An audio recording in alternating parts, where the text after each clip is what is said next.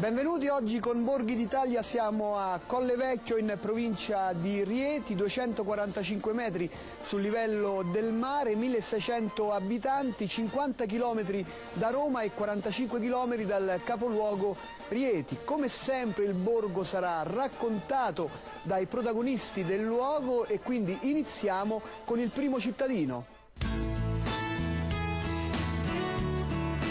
Colle Vecchio è un comune di circa 1600 abitanti situato in provincia di Rieti, da cui dista circa 45 km.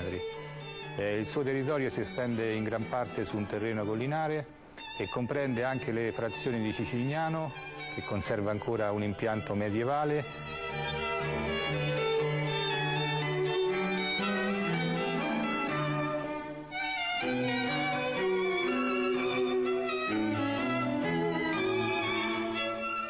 e Poggio Sommavilla,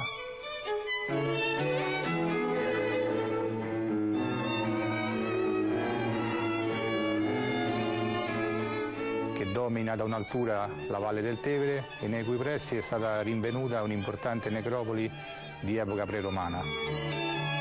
Dal punto di vista economico le attività prevalenti sono l'agricoltura, l'artigianato e il terziario, quest'ultimo sviluppato soprattutto verso la capitale. Storicamente il paese è di impianto medievale, anche se il primo documento ufficiale che ne attesta l'esistenza data soltanto a partire dal 1253, anno in cui il pontefice Innocenzo IV autorizzò gli abitanti di Mozzano, un centro situato a fondovalle, a trasferirsi appunto sulla collina dove attualmente sorge Colle Vecchio. Secondo l'etimologia locale, il paese prenderebbe il nome da un vecchio centenario che qui avrebbe vissuto prima della fondazione del paese, e proprio la longevità di questo vecchio e quindi la salubrità del luogo avrebbe fatto sì che gli abitanti di Mozzano l'avessero scelto come sede del nuovo insediamento.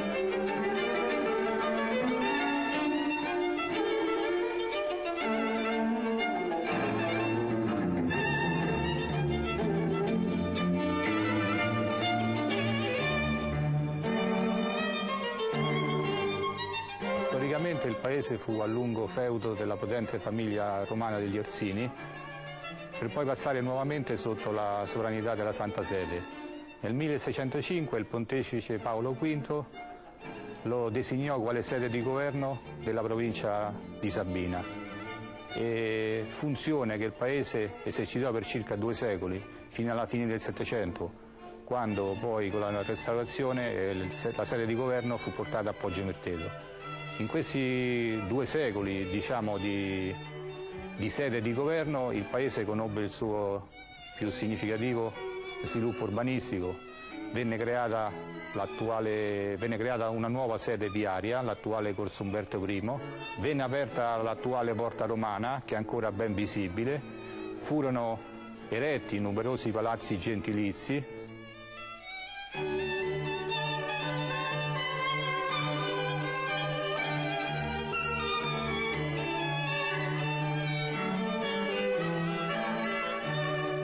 tra gli edifici civili hanno un'importanza notevole il Palazzo dell'Apostolico, sede per circa 2 secoli del governatore generale della Sabina, Palazzo Piacentini, che la tradizione attribuisce alla scuola del San Gallo Giovane, che venne eretto nella seconda metà del Cinquecento dalla famiglia Coperchi,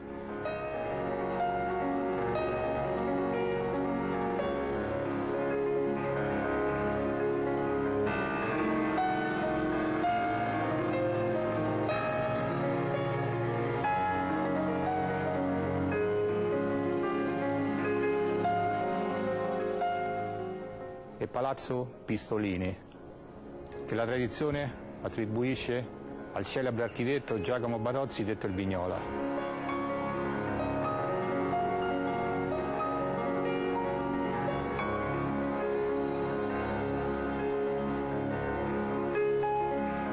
Un cenno particolare merita anche il Teatro Comunale, costruito agli inizi del Novecento e che al suo interno mostra un interessante dipinto del pittore reatino Antonino Calcagnadoro che raffigura lo stemma del paese, vale a dire la croce di Sant'Andrea.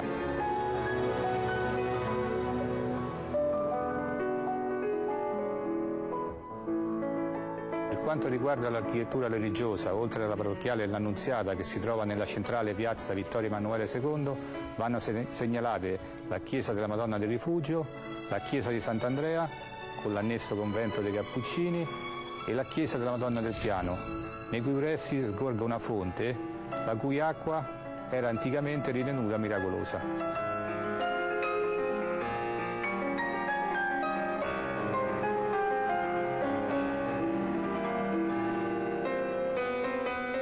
Il gonfalone comunale raffigura su uno sfondo bianco e verde la croce di Sant'Andrea, ai cui lati sono un ramoscello di olivo ed uno di querce.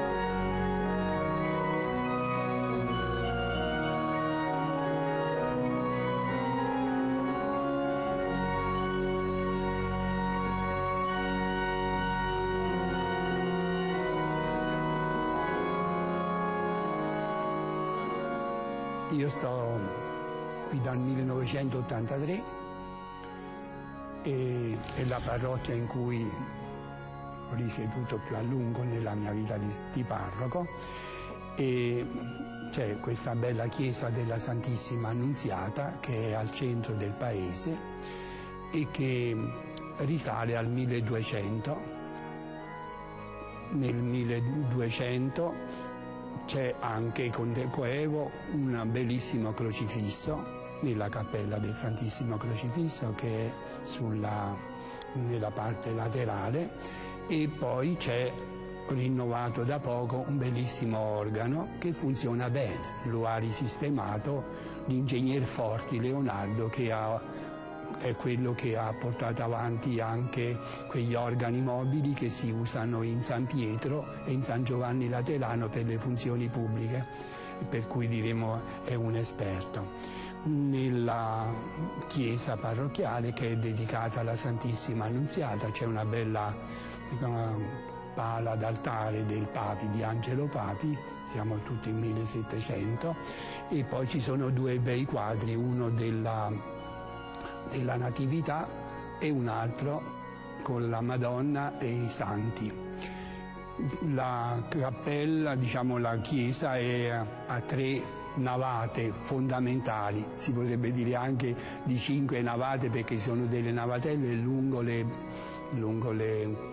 cappelle che sono dedicate alla Santissima Immacolata, l'Immacolata Concezione, alla Madonna Assunta in cielo, che è la festa che a livello parrocchiale è la più solenne, poi a San Bernardino da Siena, i cui segni della devozione sono un po' in tutte le case, anche sui palazzi all'esterno, forse lo hanno già visto.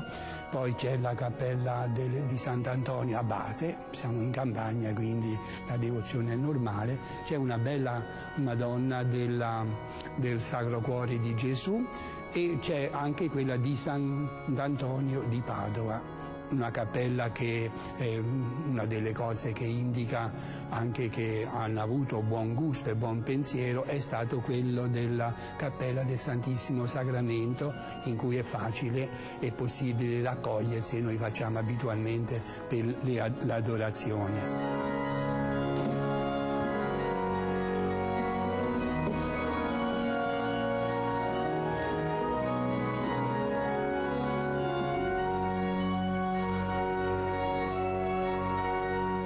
questa nostra parrocchia, che è una piccola parrocchia con un'altra piccola, ancora più piccola di Cicignano, dedicata ai Santi Apostoli Pietro e Paolo, e è curata molto la chiesa, ecco, la gente ci tiene tanto e difatti a guardarla diremo ci si resta meravigliati che un paesino così abbia una così grande chiesa e anche così ben tenuta.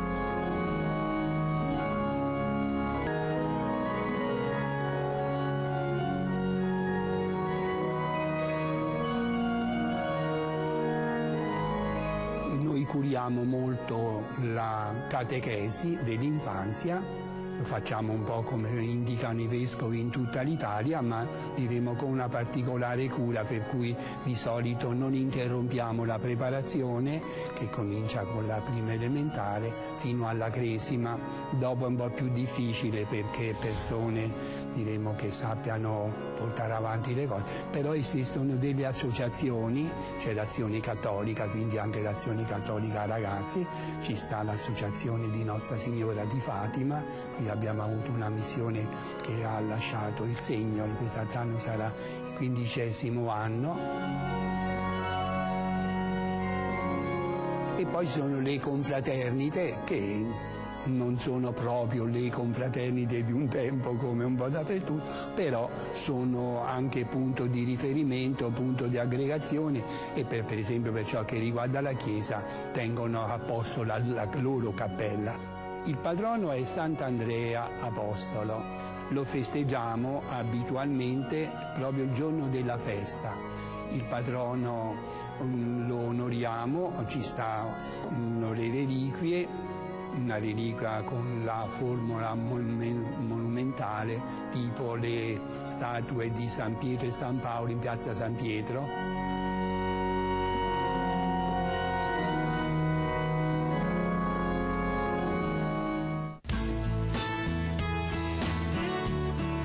Tante le realtà presenti a Collevecchio, adesso andiamo a scoprire gli artigiani. Mi chiamo Lucilla, 44 anni fa, esattamente in primavera, venimmo a Collevecchio per la prima volta. Ci innamorammo di un terreno di 3 ettari e lo comprammo insieme ai miei suoceri. Poi la proprietà si è estesa e da allora è fonte di gioie e di dolori, di amore e di fatica. Coltiviamo olivi, io e adesso le nipoti di mio marito, produciamo olio certificato DOP Sabina e certificato biologico. A tempo perso, quando non imbottiglio l'olio, faccio altre cose e lavoro con le mani e mi diverto a intrecciare. Io intreccio i fili di metallo e faccio bijou e poi ho cominciato a intrecciare anche i fili d'argento e a prendere l'attrezzatura dell'orafo e avere i cannelli di fusione, a lavorare l'argento, il rame, le cere perse e gli smalti e produco gioielli. E tra le altre cose vi mostrerò solo una cosa, questo è Collevecchio. Questa è la riproduzione in argento fatta a mano a cera persa della fiaschetta di Poggio Sommavilla, che da 1 secolo e mezzo sta purtroppo nel museo di Boston perché chi l'ha scavata l'ha portata via. Io non sono l'unico artigiano di Collevecchio, tutt'altro, c'è chi lavora il legno e splendidamente il legno d'olivo, tra questi il signor Vicari, e il signor Vicari tra l'altro intreccia, e non intreccia fili di rame o d'argento, ma intreccia i giunchi che va a cogliere nei boschi e su nelle montagne che circondano Collevecchio, che guardano verso l'Umbria.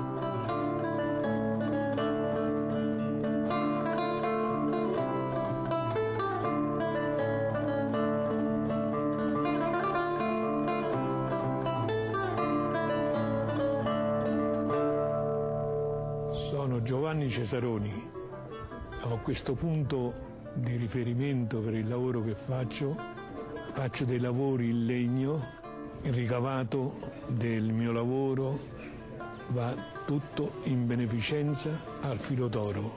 Incido sul legno per fare le targhe scritte, poi faccio anche le targhe per incidere le preghiere. E poi faccio le cornici. Ho iniziato questa attività 4 anni fa. Questo laboratorio che io ho dove lavoro ho nel corso del paese, visibile a tutti, anche purtroppo alla finanza.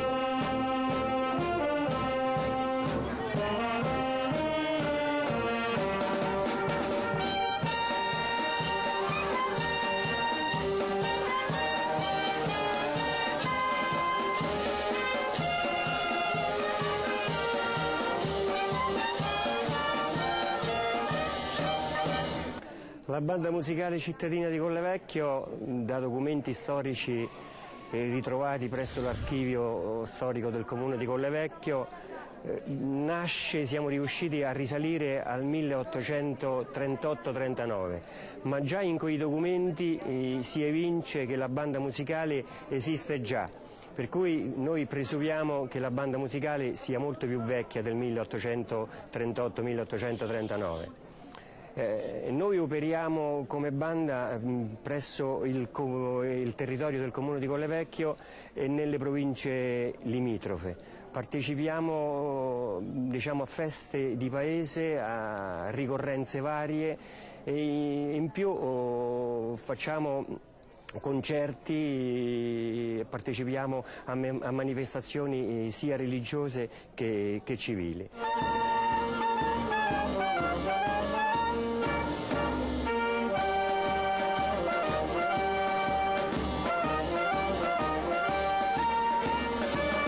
La banda musicale di Collevecchio tiene anche corsi musicali, anche perché se non ci fosse il ricambio dei musicanti non riusciremmo comunque ad andare avanti.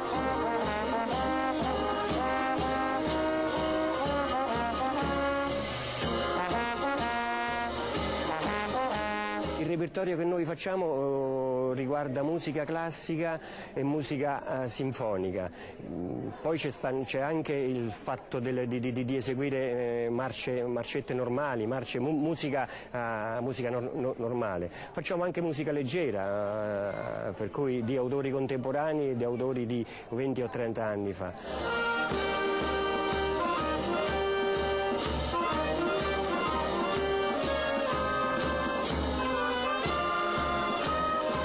Noi dallo scorso anno abbiamo organizzato un festival musicale delle bande di strada. È l'incontro di due realtà musicali che sono la nostra, che sarebbe quella tradizionale, la tradizione che tutti conoscono, la musica che tutti conoscono, e le bande di strada, che sarebbero le marching band. Diciamo che c'è l'incontro di queste due realtà, per cui musica tradizionale come la nostra e musica come la loro, che si ispira ai Balcani, che si ispira a New Orleans, che si ispira a musiche totalmente diverse da quelle che facciamo noi.